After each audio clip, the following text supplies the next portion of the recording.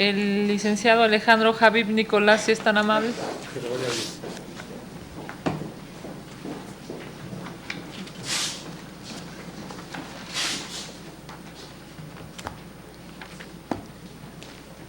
Muchas gracias. Tiene usted el uso de la palabra hasta por 5 minutos. Adelante. Gracias, senadora Kenia López Rabadán, presidenta de la Comisión de Derechos Humanos del Senado de la República, senadoras y senadores de la 64ª legislatura, también así llamada de la paridad de género, a todas las personas que siguen la transmisión en directo por los diferentes medios de comunicación y redes sociales, buenas tardes. Es para mí un honor comparecer el día de hoy ante ustedes en mi carácter de aspirante a la titularidad de la Comisión Nacional de Derechos Humanos para el periodo 2019-2024. Cumpliendo con las formalidades de este proceso, presenté en tiempo y forma un plan de trabajo basado en diferentes análisis y contextos, en el cual resalté puntos sustanciales. En novedad de tiempo, solo abordaré algunos. El primero, desapariciones forzadas. Esta práctica implica la negación de todos los derechos humanos. Sus principales causas son la corrupción, impunidad, violencia, inseguridad y colusión de servidores públicos con la delincuencia organizada. El derecho a la verdad, como derecho de las familias a conocer la suerte de sus seres queridos, es un reclamo legítimo. Requerimos de acciones contundentes para erradicar esta práctica que hasta hoy ha dejado más de 37,000 personas desaparecidas. Puntos fundamentales son la localización, identificación, investigación y, en su caso, el proceder con todo el rigor de la ley en contra de los responsables de los hechos. Para conseguirlo, necesitamos que tanto el Sistema Nacional de Búsqueda de Personas Desaparecidas como los sistemas estatales y fiscalías funcionen de manera eficiente y eficaz, aunado a concretar un banco nacional de ADN de los familiares de las personas desaparecidas. Lo anterior para facilitar la identificación y restos y entrega de los restos.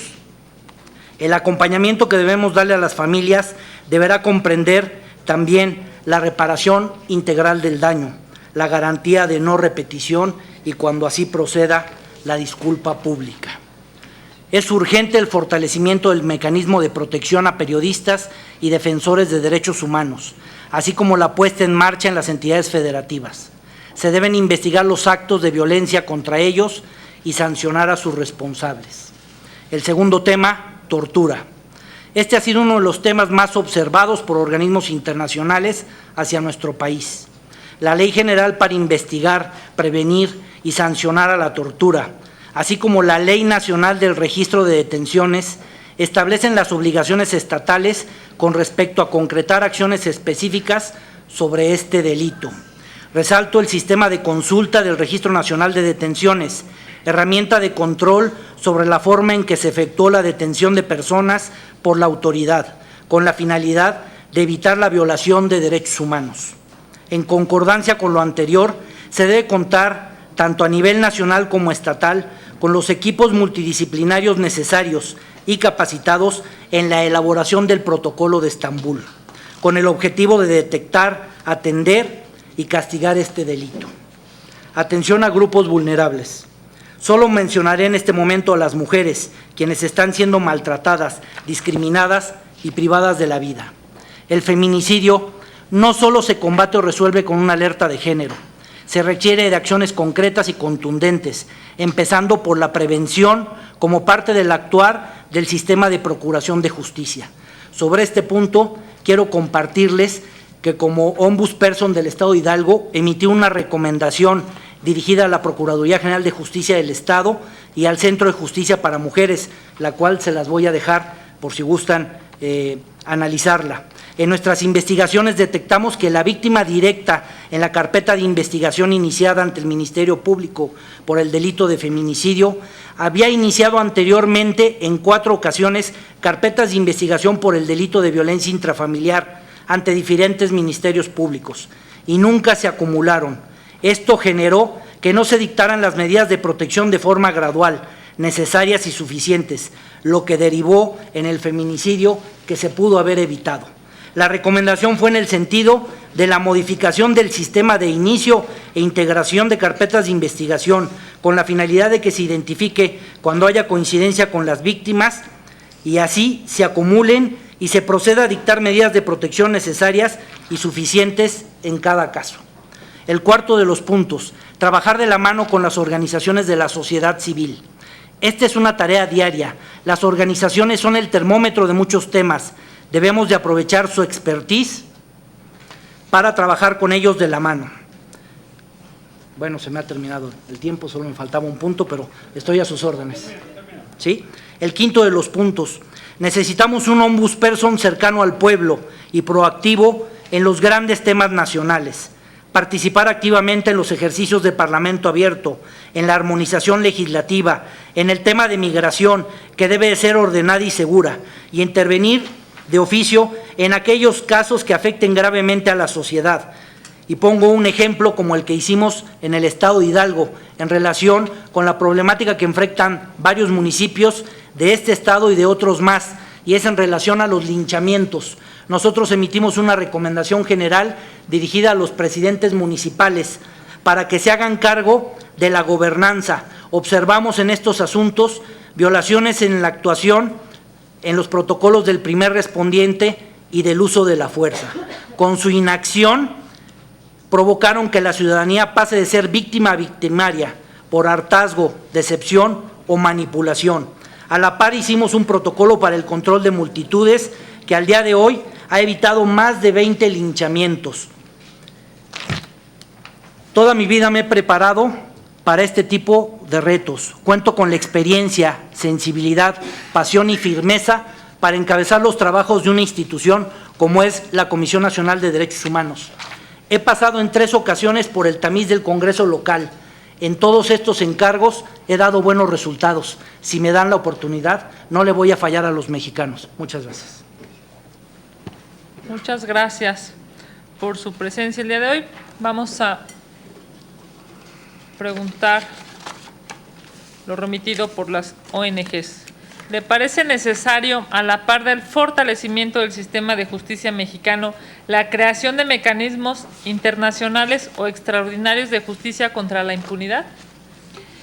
El caso, la CNDH ha presentado 399 casos y 402 víctimas de hostigamiento y acoso sexual en instituciones públicas federales y tan solo el 1% de los agresores han sido sancionados laboralmente.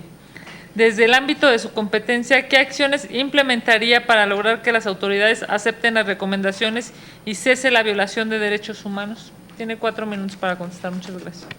Gracias. Bueno, habría que analizar las recomendaciones de las que comentan, pero normalmente en este tipo de recomendaciones, uno de los puntos es iniciar un procedimiento de administración ante la Contraloría Interna de la dependencia correspondiente y también se recomienda el inicio de carpetas de investigación. Se me hace que por los resultados que estoy escuchando, las recomendaciones se quedaron cortas en cuanto a su alcance y no se les dio el debido seguimiento. Es muy importante que la Comisión Nacional de Derechos Humanos trabaje de la mano con las víctimas y lleguemos a una verdadera reparación integral del daño. Senador. Gracias, bienvenido. Gracias. ¿Ha tenido conflicto de intereses en empleos anteriores? No. ¿Cuenta con algún conflicto de intereses presente? No. ¿Está o ha estado involucrado en casos de corrupción o fraude? Por sus respuestas, muchas gracias. Buenas tardes. Siguiendo con estos indicadores, le pregunto, ¿cuenta con independencia político-partidista? Sí, claro. ¿Cuenta con independencia religiosa? Sí. Gracias.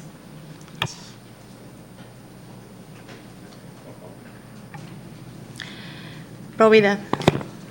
Buenas tardes. En caso de ser electo a titular de la Comisión Nacional de Derechos Humanos, ¿presentaría y haría pública su declaración 3 de 3? Sí, claro.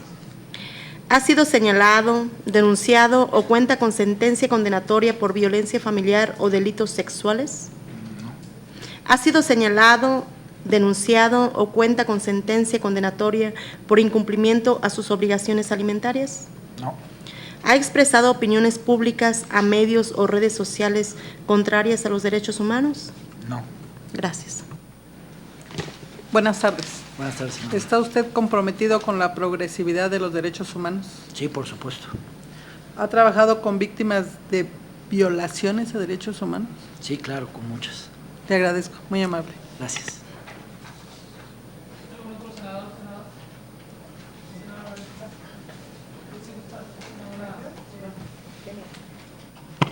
Gracias.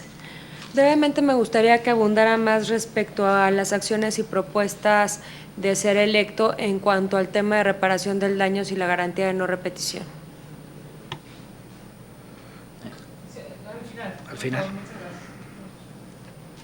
Buenas tardes. Durante su gestión ha sido usted acusado de no haber escuchado a los pueblos originarios del Estado de Hidalgo en materia de una reforma laboral que se hizo y que existe la obligatoriedad de consultar a los pueblos originarios, sobre todo cuando expresamente ellos lo estaban solicitando. No era en un sentido positivo o negativo de la ley, sino de la escucha de acuerdo a instrumentos internacionales.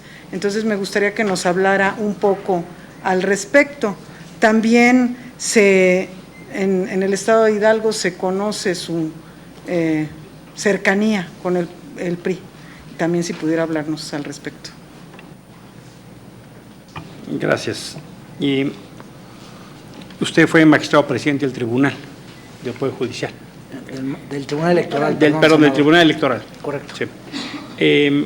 ¿Nos puede dar 3 ejemplos de aplicación de alguna de las recomendaciones que hicieron de organismos internacionales a México en los poderes judiciales?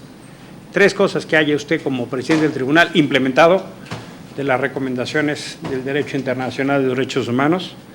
La segunda es preguntarle, usted como presidente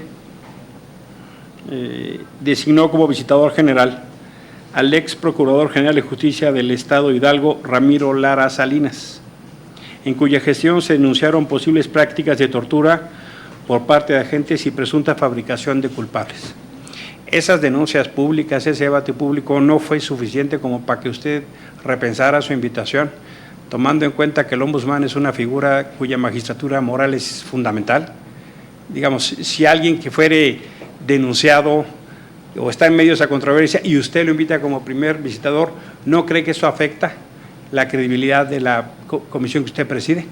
Por sus respuestas, muchas gracias. Bueno, yo quisiera preguntar su opinión. ¿Qué opinión le merecen los argumentos que señalan que las 1,007 quejas que recibió la Comisión de Derechos Humanos del Estado de Hidalgo durante los primeros 6 meses de 2019 únicamente se han resuelto el 1.2% de las carpetas y en ninguna se acreditó violación a los derechos humanos? Gracias.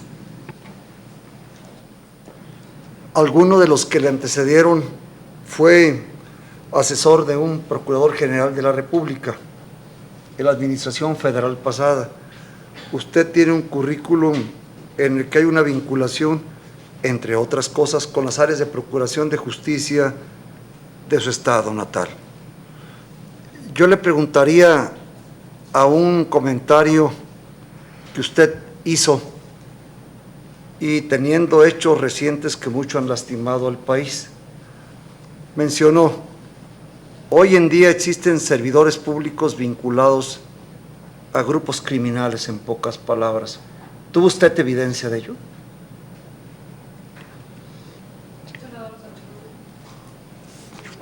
Voy a precisar un poquito la pregunta de la senadora Antares. Tiene que ver con justamente dado que la consulta en materia indígena es un derecho humano, cuando se pone en riesgo su entorno, usos y costumbres, ¿por qué no presentó,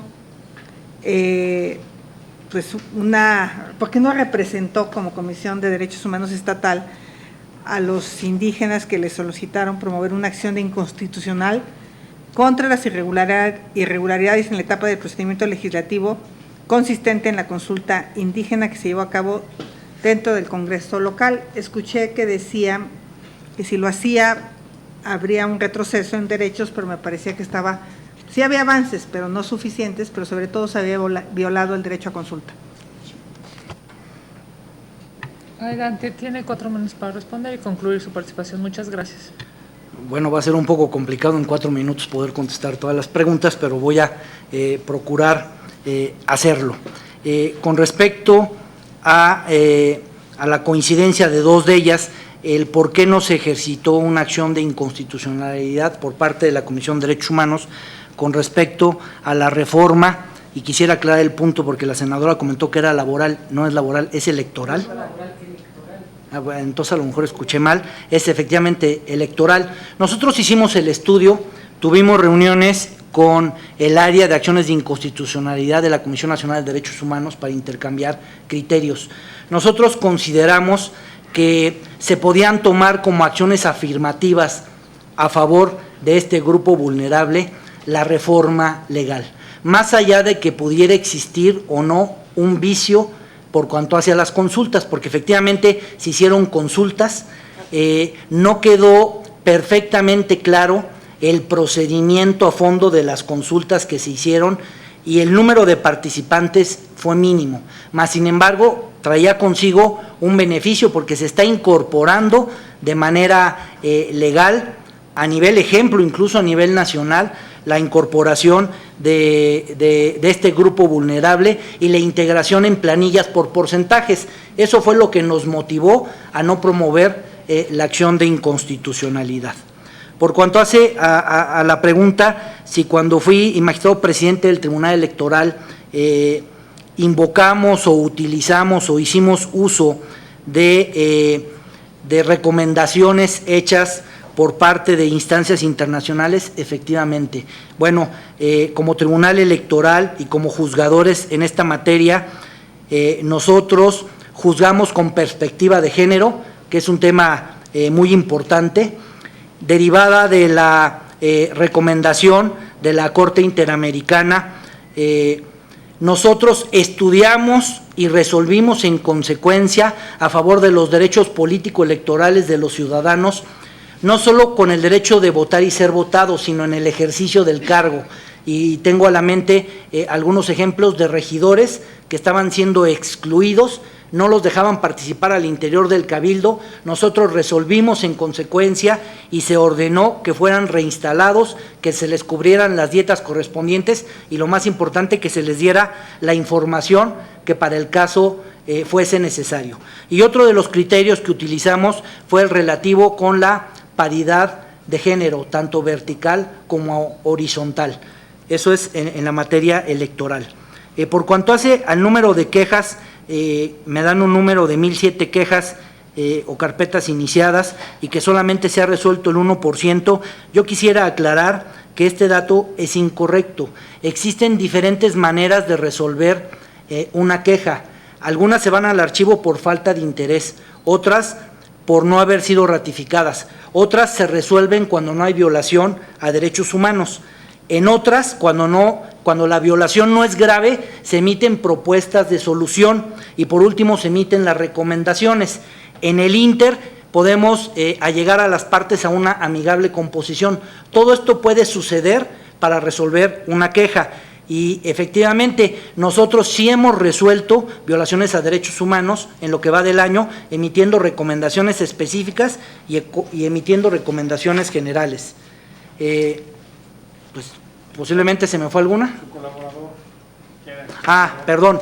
Efectivamente, nombré como visitador general al licenciado Ramiro Lara, a quien conozco desde hace mucho tiempo, sé de su profesionalismo por los encargos anteriores que ha tenido como Ministerio Público, como juez penal, como defensor público federal y bueno, como una estrategia legal de la defensa, normalmente están invocando lo que es la tortura. Por eso dentro de mi plan de trabajo estoy sugiriendo que haya los equipos multidisciplinarios necesarios, tanto a nivel nacional como estatal, para elaborar el protocolo de Estambul, porque con la práctica de este protocolo se puede determinar si hubo o no tortura. No hubo ningún caso comprobable de casos de tortura durante la administración cuando él fue procurador, y de ahí que yo decidí, en base a su currículum y a su perfil profesional, nombrarlo como visitador general de la Comisión de Derechos Humanos.